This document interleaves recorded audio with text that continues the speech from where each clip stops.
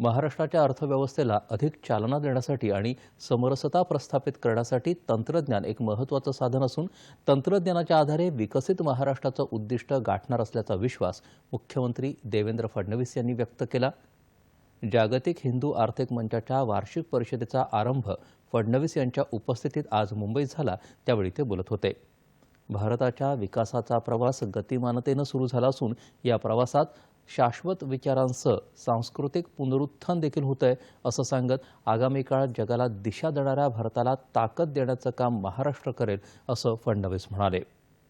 Digital अर्थव्यवस्था आणि कृत्रिम बुद्धिमत्ता अर्थव्यवस्थेवर सकारात्मक प्रभाव पाडत आहेत, त्यामुळे हे आपल्याला स्वीकारावंच लागेल आणि त्या दृष्टीनं राज्य सरकार प्रयत्नशील असून मुंबई आणि महाराष्ट्राला डेटाची राजधानी बनवण्यासाठी सरकारकडून व्यवस्था उभ्या करण्यात आल्या आहेत असं फडणवीस यांनी सांगितलं। भारत की विकास की यात्रा बहुत तेजी से शुरू हो गई है और इस यात्रा में जो हमारा शाश्वत विचार है वही विचार हमको आगे ले जा रहा है।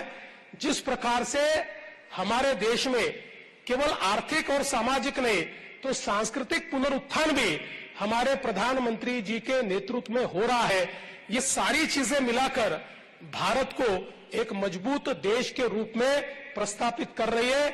आने वाले दिनों में दुनिया भारत की ओर ही देख रही है, दुनिया को दिशा भी भारत देने वाला है और ऐसे समय इस भारत के पावर हाउस के रूप में, इस भारत की रीढ़ की हड्डी के रूप में, इस भारत की ताकत के रूप में महाराष्ट्र को प्रस्थापित करने का काम हम करेंगे, ये विश्वास मैं आप सभी को देता हूं।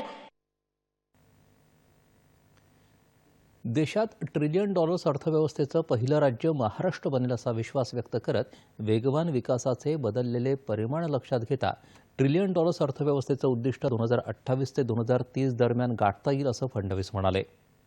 येत्या काळात मुंबई फिनटेकची राजधानी होईल असा विश्वासही फडणवीस यांनी व्यक्त केला।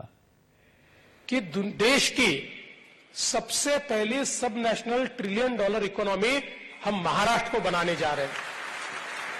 मुझे खुशी है कि पिछले साल हमने हाफ ट्रिलियन के मार्क को पीछे छोड़ दिया, हम हाफ ट्रिलियन से आगे चले गए।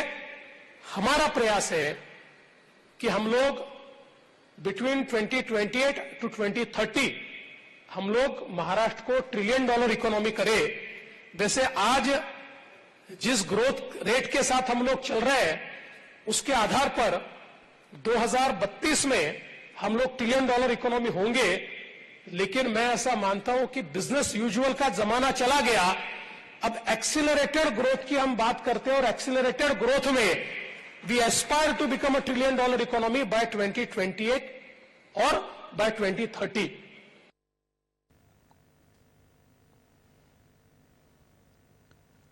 लोकसंख्येला मनुष्यबळात परिवर्तित करून सर्वसमावेशक विकास साधता येतो हे भारतानं जगाला दाखवून दिलं आहे।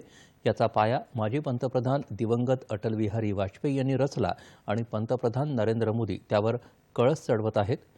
मोठ्या विकसित देशांच्या अर्थव्यवस्थांमध्ये अजूनही शोषण आणि वसाहतवाद दिसून येतो, मात्र भारताच्या संस्कृतीत कर्माला महत्त्व दिलं असून भारताच्या संस्कृतीचे सिद्धांतच जगाला दिशा दाखवतील असं देवेंद्र फडणवीस यावेळी म्हणाले।